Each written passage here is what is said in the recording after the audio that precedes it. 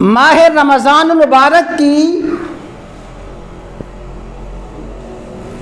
خصوصی عبادات اور امتیازی عبادات دو ہیں، صیام رمضان اور قیام رمضان۔ دن کے وقت روزہ رکھنا، رات کو اللہ تبارک و تعالیٰ کے حضور قیام کرنا، یہ ماہ رمضان کی دو خصوصی اور امتیازی عبادات ہیں۔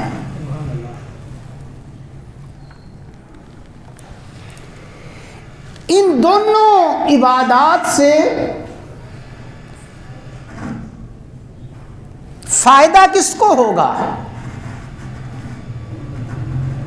ان دونوں رمضان سے نفع کون حاصل کرے گا؟ بلکہ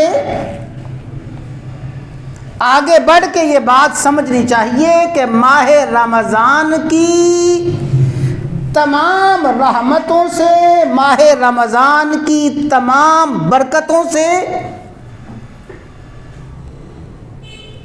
مفید اور استفادہ کون حاصل کرے گا؟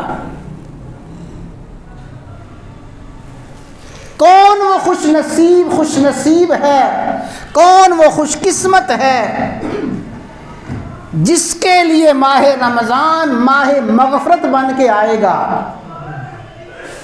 کون وہ خوش نصیب ہے جس کے لیے ماہ رمضان ماہ رحمت بن کے آئے گا؟ کون وہ خوش نصیب ہے جس کے لیے ماہ رمضان گناہوں کی بخشش کا ذریعہ، جہنم سے دوری کا ذریعہ، جنت میں داخلے اور جنت کے قرب کا ذریعہ کس خوش نصیب اور خوش قسمت کے لیے بنے گا؟ یہی بات میں نے عرض کرنی ہے اور بڑی توجہ کے ساتھ اپنے آپ کو اور آپ حضرات کو دعوت فکر دیتے ہوئے عرض کرنی ہے۔ امام الانبیاء، سید الانبیاء، سید الصادقین، رحمت للعالمین، سیدنا و مولانا محمد الرسول اللہ صلی اللہ تعالی علیہ وسلم نے ارشاد فرمایا، من صام رمضان، جس نے رمضان کے روزے رکھے لیکن ماہ رمضان کے روزے رکھتے ہوئے اس نے دو شرائط پوری کی،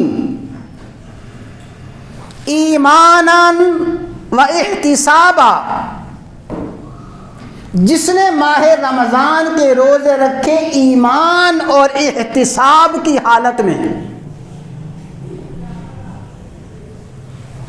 جس خوش نصیب خوش بخت کو ماہ رمضان میں ایمان اور احتساب حاصل رہا،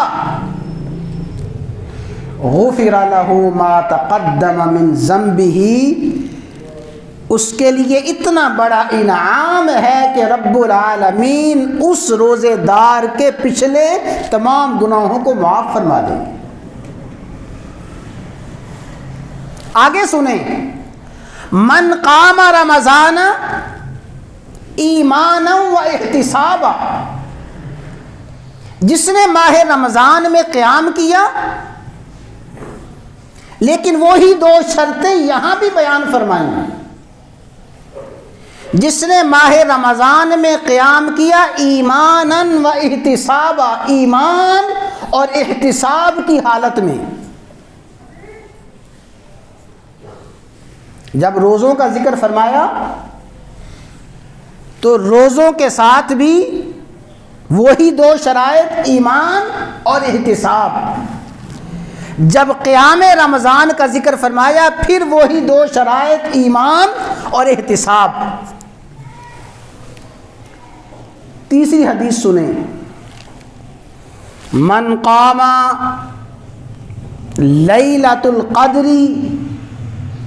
ایمانا و احتسابا غفر له ما تقدم من ذنبہ، جس نے لیلۃ القدر میں قیام کیا، لیکن لیلۃ القدر کا قیام بھی دو شرائط کے ساتھ، ایمانا و احتسابا، لیلۃ القدر میں قیام کرنے والا ایمان اور احتساب کی حالت میں ہے، ان دو شرائط کے ساتھ روزے رکھے، ان دو شرائط کے ساتھ عام شبوں میں عام راتوں میں قیام کرے، ان دو شرائط کے ساتھ لیلۃ القدر میں قیام کرے، غفر له ما تقدم من ذنبہ، اس خوش بخت کے پچھلے سارے گناہ معاف کر دیے جائیں گے۔